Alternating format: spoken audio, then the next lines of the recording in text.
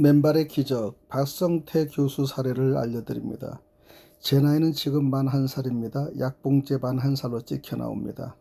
죽음의 문턱까지 갔다가 다시 살아난 지 만 1년이 됐습니다. 그래서 저는 제 이름을 만 1살이라고 하는 것입니다. 작년 2월에 허리가 아파 병원에서 체혈을 했는데 전립선 암 수치가 935까지 나왔습니다. 전립선 암 정상 수치는 1, 2, 3, 4 정도인데 9, 10, 11, 12 정도가 되면 말기암입니다. 그런데 저는 말기암의 100배가 나왔습니다. 어마어마한 숫자, 의사가 기절할 정도의 숫자였죠. 전립선 암만 있는 게 아니고 암세포가 척추 즉 흉추 허리뼈로 전이가 돼서 9번 10번 허리뼈가 완전히 시커멓게 되었습니다. 중추신경도 암세포가 완전히 전이 되었고요. 그래서 하반신이 완전히 마비되었습니다. 화장실도 못 가고 서지도 못하고 앉지도 못할 정도였습니다. 의사 선생님도 이렇게 악화가 된 사례는 보지 못했답니다. 저는 의사 선생님 다리를 잡고 사정했습니다. 암은 치료 안 해도 좋으니 화장실 갈 수 있게 10발자국만 걸을 수 있게 해달라고 사정을 했습니다.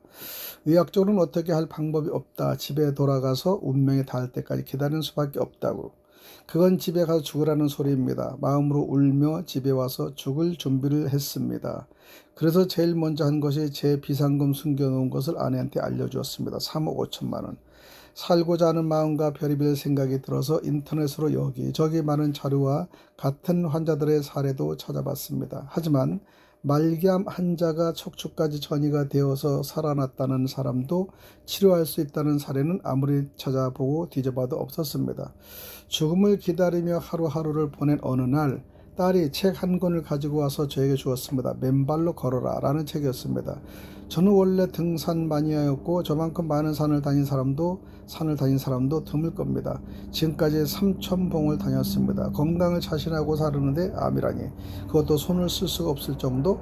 책을 받아본 저는 책 제목 맨발로 걸어라 라는 눈에 보이지도 않았고 책 제목 밑에 암도 고친다는 글이 나의 눈길을 끌었습니다.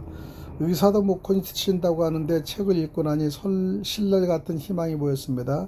살아야겠다는 의욕도 생겼고요. 한 페이지 두 페이지 읽다 보니 맨발로 걸으면 살 수 있겠다는 희망이 보여 긴 고통을 참으며 죽어라고 걷는 연습을 한 뒤로 산으로 갔습니다. 저희 집 앞에 89m 높이의 금대산이 있는데 살아야겠다는 신념으로 기어 다녔습니다. 오르고 또 오르고 며칠을 오르다 보니 조금씩 적용되는 것 같았어요. 그렇게 2주쯤 다니다 보니 다리에 힘이 좀 생겨서 그때부터 더 열심히 걸었죠. 죽을 힘을 다해서요. 오전 9시부터 오후 3시까지 하루에 5, 6시까지 걸었던 거죠.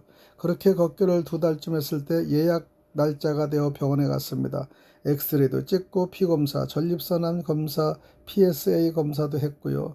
2개월 동안 맨발 걷기를 하고 검사를 한 결과 935였던 수치가 내 눈을 의심할 정도로 0.0으로 내려왔습니다.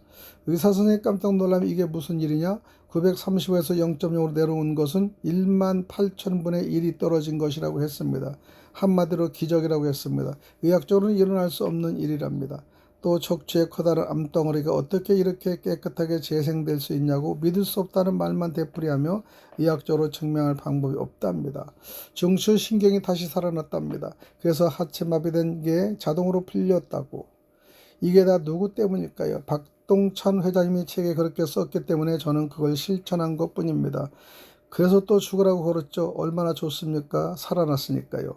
우선 일화가 하나 있습니다. 내가 곧 죽을 줄 알고 시골 친구들이 조의금을 걷어가지고 나에게 보내왔습니다. 그런데 2개월 만에 살아났으니 다시 3개월 걸었습니다. 0.05의 수치가 그 다음에는 0이 하나 더 붙었습니다. 0.008로 떨어졌습니다. 또 걸었죠. 죽으라고 걸었죠. 그 다음 3개월 뒤에는 0.0006으로 떨어졌습니다. 1, 2, 3, 4까지가 정상인데 척추가 완전히 정상이 됐습니다. 지금 저는 달리기도 하고 20kg 쌀 한 포대에도 번쩍번쩍 들고 다닙니다. 운전도 잘하고 요즘은 등산도 다닙니다. 제 경험으로는 잠깐 말씀드리면 맨발 걷기보다는 그냥 걷는 것보다 간절한 마음으로 걷는 것이 효과가 더 있다는 것입니다. 마른 땅보다 젖은 땅, 맑은 날보다 비 오는 날이 좋습니다. 몇 킬로 몇 시간을 걸었냐가 중요한 것이 아니고 땅의 발바닥의 접지가 몇 시간 되느냐가 중요합니다. 맨발 걷기가 가장 좋은 곳은 바닷가 모래사장입니다. 모래사장을 걸어보십시오. 마른 땅에서 걷는 것보다 몸이 느립니다. 금대산에서 걷는 분들, 올겨울 금대산이 추워 한 달 살이로 동해안 바닷가에 방어 떠놓고 걷다 왔습니다. 거의 모두 암 환자들이었고요. 많은 환자들이 대다수 완치 단계에 와 있습니다. 그래서 저는 맨발 걷기를 앞으로 계속할 것이고 정말 간절한 마음으로 걸을 것입니다. 내가 맨발 걷기를 하면 낫겠다 하는 그런 간절한 마음을 가지고 걸으시면 누구나 치유될 수 있고 건강해질 수 있습니다. 박성태 교수 말씀, 원래 제 머리 윗부분이 민둥산이었습니다. 암 걸리기 전에 맨발로 걷기 전에는 위에 머리카락이 하나도 없었습니다. 그런데 걷기를 하면서부터 머리카락이 하나 둘 돋아나기 시작했는데 지금 이렇게 다 났습니다. 맨발로 걸으면 접지 머리카락도 납니다. 지난 9월 통화일보에 보도가 되면서 단 하루 만에 160만 불화라는 폭발적인 반응을 일으켰던 기적의 주인공이 바로 박성태 교수입니다.